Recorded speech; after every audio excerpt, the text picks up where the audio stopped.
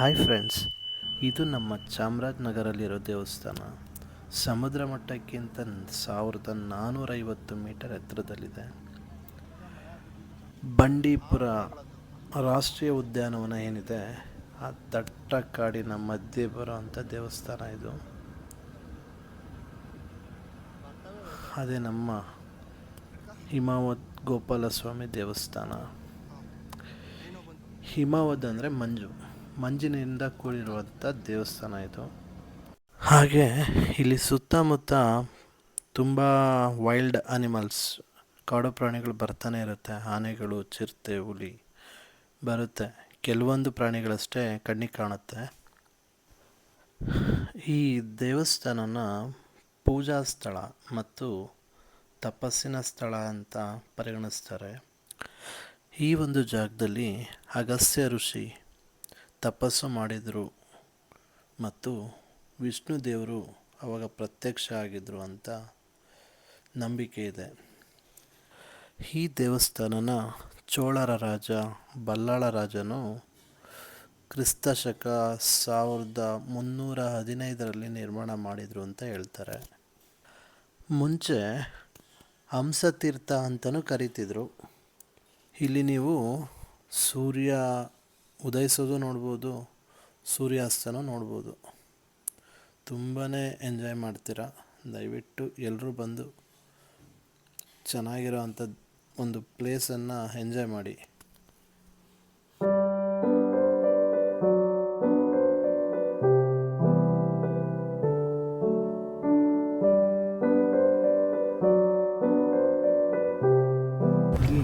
ಇದೆ ನೋಡಿ, ಹಿಮಾವತ್ ಗೋಪಾಲಸ್ವಾಮಿ ಟೆಂಪಲ್. ಎಷ್ಟು ಚೆನ್ನಾಗಿದೆ ಈ ವೆದರಲ್ಲಿ. ಬೆಳಗ್ಗೆ ಟೈಮ್ ಅಂದರೆ ಫುಲ್ ಕ್ಲೌಡ್ ಇರುತ್ತೆ. ಇವಾಗ ನಾರ್ಮಲ್ ವೆದರ್ ಇದೆ, ನೋಡೋಕ್ಕೆ ಚೆನ್ನಾಗಿದೆ ಮಾತ್ರ. ಅಲ್ಲಿ ದೂರದಲ್ಲಿ ಕಾಡ ಎಮ್ಮೆಗಳು ಮೇಯ್ತಾ ಇದ್ದಾವೆ. ತುಂಬ ಕಾಡೆಮ್ಮೆಗಳಿದೆ. ಪ್ರಕೃತಿ, ನೇಚರ್ ಎಷ್ಟು ಚೆನ್ನಾಗಿದೆ. ಅದ್ರ ಮಧ್ಯ ದೇವಸ್ಥಾನ ಇನ್ನೂ ಸಖತ್ತಾಗಿದೆ. ಈ ವೆದರ್ ಒಳಗಡೆ ನೋಡೋಕ್ಕೆ ಎರಡು ಕಣ್ಣು ಸಾಲಲ್ಲ, ಅಷ್ಟು ಚೆನ್ನಾಗಿದೆ. ತುಂಬ ಜನನೂ ಇದ್ದಾರೆ. ಮುಂಚೆ ಪ್ರೈವೇಟ್ ವೆಹಿಕಲ್ಸು ಬಿಡ್ತಾಯಿದ್ರಂತೆ, ಈಗ ಬಿಡ್ತಿಲ್ಲ. ಗೌರ್ಮೆಂಟ್ ವೆಹಿಕಲ್ ಏನಿದೆ, KSRTC ಬಸ್ಸಲ್ಲಿ ಅಷ್ಟೇ ಬರಬೇಕು, ವೆಯ್ಟಿಂಗ್ ಇರುತ್ತೆ. ಅದು ಬಿಟ್ಟರೆ ಜೀಪ್ಗಳಿರುತ್ತೆ ಅವ್ರದ್ದೇನೆ, ಜೀಪ್ಗಳಲ್ಲಿ ಬರ್ಬೋದು. ಜೀಪ್ ಸ್ವಲ್ಪ ಕಾಸ್ಟ್ಲಿ ಆಗುತ್ತೆ, ಆರಾಮ್ಸೆ ಬಸ್ಸಲ್ಲಿ ಬರ್ಬೋದು.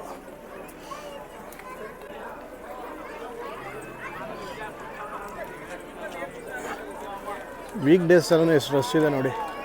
ಬಸ್ಸಿಗೆಲ್ಲ ಜನ ವೆಯ್ಟ್ ಮಾಡ್ತಿದ್ದಾರೆ. ಮೇಲ್ಗಡೆ ಹೋಗೋಣ ಬನ್ನಿ. ಮೇಲ್ಗಡೆ ವಿಡಿಯೋ ಮಾಡೋಕ್ಕೆ ಬಿಡಲ್ಲ ಅನಿಸುತ್ತೆ, ನೋಡೋಣ ಹೆಂಗಿದೆ ಅಂತ.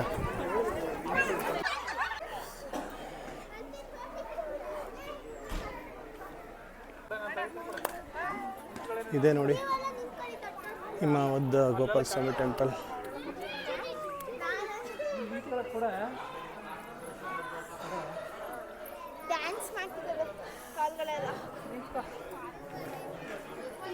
ಚೆನ್ನಾಗಿದೆ ಗುರು. ಸುತ್ತ ಮೋಡ, ಮಧ್ಯದಲ್ಲಿ ದೇವಸ್ಥಾನ.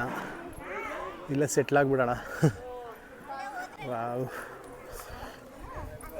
ಫಸ್ಟ್ ದೇವಸ್ಥಾನ ಸುತ್ತ ಒಂದು ವಿಡಿಯೋ ಮಾಡ್ಕೊಳ್ಳೋಣ. ಒಳಗಡೆ ಪರ್ಮಿಷನ್ ಸಿಕ್ಕರೆ ಮಾಡೋಣ.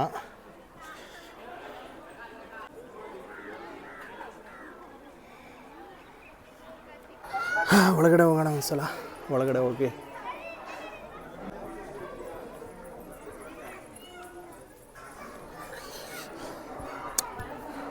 ಎಲ್ರಿಗೂ ಕಾಪಾಡಪ್ಪ ತಂದೆ. ಒಳಗಡೆ ಬಿಡಲ್ಲ ವಿಡಿಯೋ ಮಾಡೋದಕ್ಕೆ, ಇಲ್ಲಿಗೆ ಸ್ಟಾಪ್ ಮಾಡೋಣ.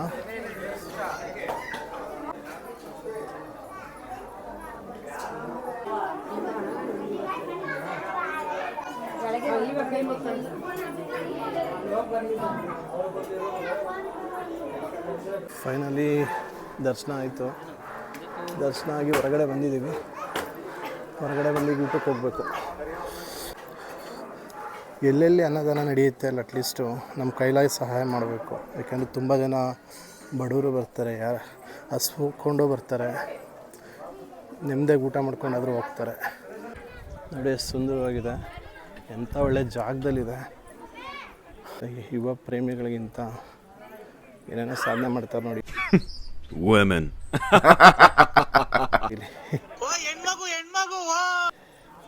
ಹೊಟ್ಟೆ ಸಿಗ್ತಾ ಇದೆ, ಹೋಗಿ ಊಟ ಮಾಡಬೇಕು. ನನ್ನ ಫ್ರೆಂಡ್ ಎಲ್ಲಿ ಕಳೆದೋದ ಗೊತ್ತಿಲ್ಲ. ಒಂದೊಂದು ಕಡೆ ಕಂಪ್ಲೀಟ್ ಕವರ್ ಆಗಿದೆ, ಏನೂ ಗೊತ್ತೇ ಆಗ್ತಿಲ್ಲ, ಅಷ್ಟು ಕವರ್ ಆಗಿದೆ. ಅನ್ನೋದ್ರ ಬಗ್ಗೆ ಹೌದು ಸರ್, ಸ್ವಲ್ಪ ಹೇಳಿ. ಬನ್ನಿ, ಇಲ್ಲಿ ಎಷ್ಟು ವರ್ಷದಿಂದ ಬರ್ತಾಯಿರಿ ಇಲ್ಲಿ? ಸರ್ ಇದು ನಾವು ಇದೇ ಕೆಳಗಡೆ ಗ್ರಾಮ ಪಕ್ಕದ ಓಕೆ, ಗ್ರಾಮನೇ ನಮ್ಮದು. ನಾವು ಸುಮಾರು ಅಂದರೆ ನಾವು ಒಂದು 10-15 ವರ್ಷಗಳಿಂದ ಬರ್ತಾಯಿದ್ದೀವಿ ಇಲ್ಲಿಗೆ. ಯಾಕೆಂದರೆ ಇದು ನಮ್ಮ ಗುಂಡ್ಲುಪೇಟೆ ತಾಲೂಕಿಗೆ ಸಂಬಂಧಪಟ್ಟದ್ದು ಅಲ್ವಾ ಈ ದೇವಸ್ಥಾನ. ಅವಾಗ ನಾವು ಬರ್ತಾಯಿರ್ತೀವಿ ಸರ್. ಇದ್ರ ಬಗ್ಗೆ ಏನಾದ್ರು ಗೊತ್ತಿದ್ರೆ ಹೇಳಿ. ಸರ್ ಇದ್ರ ಬಗ್ಗೆ ಅಂದರೆ ಇಲ್ಲಿ ಪ್ರವಾಸಿಗಳು ತುಂಬ ಜಾಸ್ತಿ ಬರ್ತಾ ಇರ್ತಾರೆ.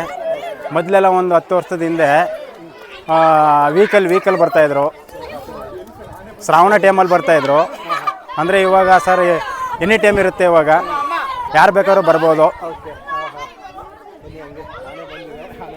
ತಗೊಳ್ಳಿ ಸರ್, ನೋಡಿ ಇದೇ ಮಾಮೂಲಿ ಬರೋದು. ನಾನು ಹೇಳಿದ್ನಲ್ಲ ನಿಮಗೆ ಬಸ್ಸಲ್ಲಿ. ಹಾಂ, ಈ ಗಜರಾಜ. ಹೌದು ಸರ್. ಬಾರ ಈ ಕಡೆ.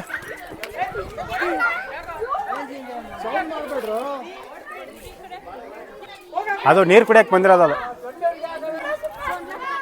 ಅದೇನು ಮಾಡಲ್ಲ ಅದು. ಅದೇನು ಮಾಡಲ್ಲ ಅದು. ಗಲಾಟೆ ಮಾಡಬಾರ್ದು, ಏನು ಮಾಡಲ್ಲ ಅದು. ಅದೇ ಸರ್, ಹೌದು ಸರ್. ಮತ್ತು ಇದು ಶ್ರಾವಣ ಟೈಮಲ್ಲೆಲ್ಲ ಒಳ್ಳೆ ಚೆನ್ನಾಗಿರುತ್ತೆ. ಇಲ್ಲಿ ಜಾತ್ರೆ ಎಲ್ಲ ನಡೆಯುತ್ತೆ. ಹೌದು, ಇವಾಗ ಹೋದ ವೀಕಲ್ಲಿ ಆಯಿತು ಜಾತ್ರೆ, ಮುಗ್ದಿದೆ. ಇಲ್ಲ ಸರ್, ಅದೆಲ್ಲ ಇವಾಗ ಮೊದಲೆಲ್ಲ ಯೂಸ್ ಮಾಡ್ತಾಯಿದ್ರು ಪ್ಲಾಸ್ಟಿಕ್ ಎಲ್ಲ. ಇವಾಗ ಪ್ರಾಣಿಗಳಿಗೆ ಸ್ವಲ್ಪ ತೊಂದರೆ ಆಗುತ್ತೆ ಅಂತ ಅದೆಲ್ಲ ಬ್ಯಾನ್ ಮಾಡಿದ್ದಾರೆ. ಯಾರು ಪ್ರವಾಸಿಗಳಿಗೆ ನಾನು ಹೇಳೋದೊಂದು ಉದಾಹರಣೆ, ಬರಬೇಕಾದ್ರೆ ನೀವು ಲಗೇಜು ಪ್ರವಾಸಿಗಳು ಯಾವುದೇ ಆಗಲಿ ಪ್ಲಾಸ್ಟಿಕ್ಕು ವಸ್ತುಗಳನ್ನ ತರಬೇಡಿ. ಅದರಿಂದ ಪ್ರಾಣಿಗಳಿಗೂ ಒಂದು ಹಾನಿಕರ ಆಗುತ್ತೆ ಅಂತ ಹೇಳಕ್ಕೆ ಬಯಸ್ತೀನಿ ನಾನು. ಅದೇ ಸರ್, ಇದು ನೆಕ್ಸ್ಟು ಇವಾಗ ಶ್ರಾವಣ ಇರುತ್ತಲ್ಲ ನೋಡಿ, ಶ್ರಾವಣ ಟೈಮಲ್ಲಿ ಪೂಜೆಗಳೆಲ್ಲ ಚೆನ್ನಾಗಿರ್ತವೆ. ಅದರಿಂದ ಪ್ರವಾಸಿಗಳು ಹೆಚ್ಚಾಗಿ ಜಾಸ್ತಿ ಬರ್ತಾರೆ. ಇಂಥ ಜಾಗಗಳಿಗೆ ಎಲ್ಲೇ ಯಾವುದೇ ಪ್ರವಾಸಿಗಳಿಗಾಗಲಿ ನಾವು ಕರ್ನಾಟಕದವರಾಗಿ ನಾವೇ ಬಂದಿಲ್ಲ. ಹೌದು, ನಿಜ. ಅಂದರೆ ಒಂದ್ಸಲ ಬಂದರೆ ಮತ್ತೆ ಬರಬೇಕು. ಹೌದು ಸರ್, ಪದೇ ಬರ್ಬೋದು. ತುಂಬ ಚೆನ್ನಾಗಿದೆ, ವೆದರು ಅಷ್ಟೇ ಚೆನ್ನಾಗಿದೆ. ಹೌದು ಸರ್, ಹೌದು. ಅದು ಬಿಟ್ಟರೆ ಇಲ್ಲಿದೇನಾದರೂ ಜನ ತುಂಬ ನಂಬ್ತಾರೆ ಅನ್ನೋ ಥರ? ನಿಜ ಸರ್, ಖಂಡಿತ. ಇದನ್ನು ಎಲ್ಲ ಪ್ರವಾಸಿಗಳು ಒಂಥರ ಈ ಜಾಗವನ್ನು ಇಷ್ಟಪಡೋದಂಥವರು ಜನಗಳಿದ್ದಾರೆ. ಅದರಿಂದ ಹೆಚ್ಚು ಇಲ್ಲಿಗೆ ಏನು ಮಾಡ್ತಾ ಇರ್ತಾರೆ. ಇಲ್ಲಿ ಜಾತ್ರೆ ಯಾವಾಗ ಆಗೋದು? ಜಾತ್ರೆ ಅಷ್ಟೇ ಸರ್, ಉಗಾದಿ ಹಬ್ಬ ಆಗುತ್ತಲ್ಲ, ಇವಾಗ ಮುಗಿದಿದೆ ಆಲ್ರೆಡಿ ಸರ್. ಒಂದೇನೇ ಇರೋದು ಜಾತ್ರೆ. ಮಾಮೂಲಿ ಟೈಮಲ್ಲೆಲ್ಲ ಪೂಜೆ ಎಲ್ಲ ಇರುತ್ತೆ. ಅದೇ ಒಂದಿನ ಇರುತ್ತೆ ಸರ್. ಅದು ಮುಗಿದಿದೆ. ಇವಾಗ ಏನಿದ್ರು ಇವಾಗ ಪೂಜೆ ಮಾಮೂಲಿ ನಾರ್ಮಲ್ ಪೂಜೆ ಇರುತ್ತೆ. ಹೌದು ಸರ್. ಎಲ್ರಿಗೂ ಹಿಂಸೆನೇ ಅಲ್ವಾ? ನಿಜ ಸರ್. ಅದಕ್ಕೆ ಬಂದು ಹೆಂಗೆ ಬರುತ್ತೆ ಹಂಗೆ ಹೋಗ್ಬೇಕು. ಅದೇ ಸರ್, ಖಂಡಿತ. ಓಕೆ ಸರ್, ಧನ್ಯವಾದ. Okay sir.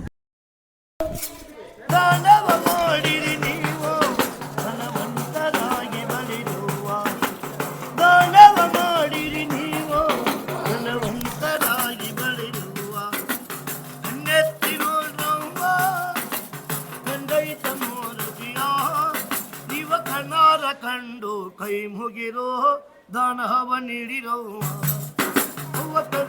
ನೋಡಿ ಕೈ ಮುಗಿರೋ ದಾನವ ನೀಡಿರೋ ಅನ್ನ ಕೊಟ್ಟವರ ಮನೆಯಲ್ಲಿ ಅರಸೋ ಕಣ್ಣಾನ ದಾನ ನೀಡಿದ ಮನೆಗೆ ಕೊಡುವ ಕಣ್ಣಾನ ಶಿಕ್ಷ ಕೊಟ್ಟವರ ಮನೆಯಲ್ಲಿ ಲಕ್ಷ ಎಣ್ಣು ನಿಂದಿಸಿದವರ ಮನೆಯಲ್ಲ ನಿರ್ಮೂಲವ ನನಗೆ ದೊಡ್ಡವರು ಮುತ್ತಿನ ಜೋಡಿ ಅರಸಿರುವ ಭಿಕ್ಷಾ ತಾಯಿ ದೊಡ್ಡಮ್ಮರ ಸಪ್ಪ ಎನ್ನಾದವ ಭಿಕ್ಷಾ ಕುಪ್ಪಂತ ಭಿಕ್ಷೆಯ ನೀಡಿ ಐದಯಾಗಿ ಬಳಿರುವ ಕುಪ್ಪಂತ ಭಿಕ್ಷೆಯ ನೀಡಿ ಐದಯಾಗಿ ಬಳಿರುವ ನನ್ನೆತ್ತಿರೋ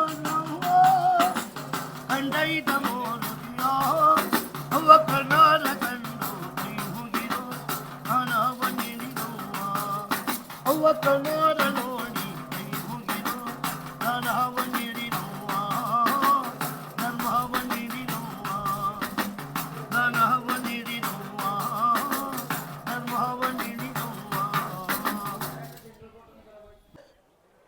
ಒಬ್ಬರು ತಾತ ತುಂಬ ಚೆನ್ನಾಗಿ ಹಾಡು ಹೇಳಿದ್ರು. ಪಾಪ ಭಿಕ್ಷೆ ಬಿಡ್ತಾಯಿದ್ರು.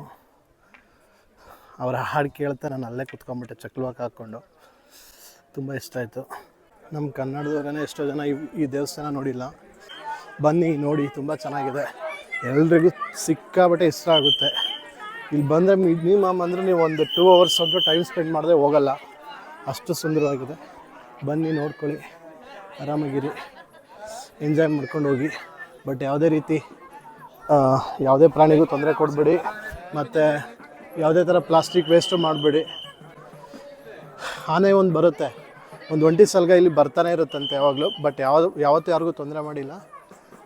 ಅದಕ್ಕೆ ಹಿಂಸೆ ಕೊಡಬಾರ್ದು ಅಷ್ಟೇ. ಗಲಾಟೆ ಮಾಡೋದು, ಜೋರಾಗಿ ಕೂಗಾಡೋದು, ಅದಕ್ಕೆ ಅಲ್ಲೇ ಮಾಡಿದ್ರೆ ತೊಂದರೆ ಖಂಡಿತ ಕೊಡುತ್ತೆ. ಆದಷ್ಟು ಯಾವುದೇ ಪ್ರಾಣಿಗೆ ತೊಂದರೆ ಕೊಡಬೇಡಿ. ಬನ್ನಿ ದೇವಸ್ಥಾನ ನೋಡ್ಕೊಳ್ಳಿ, ಹೋಗಿ. ನಾನು ಹೇಳಿದ್ನಲ್ಲ ತಾತ, ಇವರೇ ನೋಡಿ ಎಷ್ಟು ಚೆನ್ನಾಗಿ ಹಾಡು ಹೇಳ್ತಿದ್ದಾರೆ ಅಂತ. ಒಂದು 10 ನಿಮಿಷ ನಾನು ಅಲ್ಲೇ ಕೂತಿದ್ದೆ ಇವ್ರ ಹತ್ರನೇ, ಕೂತ್ಕೊಂಡು ಕೇಳಿ ಸಾಂಗ್ ಕೇಳಿ ಹೋದೆ.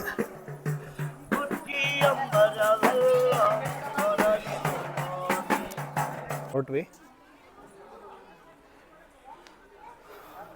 ಬಸ್ಸು ಹೊರಟಿದೆ, ಹೋಗಬೇಕು. ಮತ್ತು ಆಮೇಲೆ ಇನ್ನೂ 2 ಅವರ್ ಕಾಯಬೇಕಾಗತ್ತೆ ಬಸ್ಸಿಗೆ.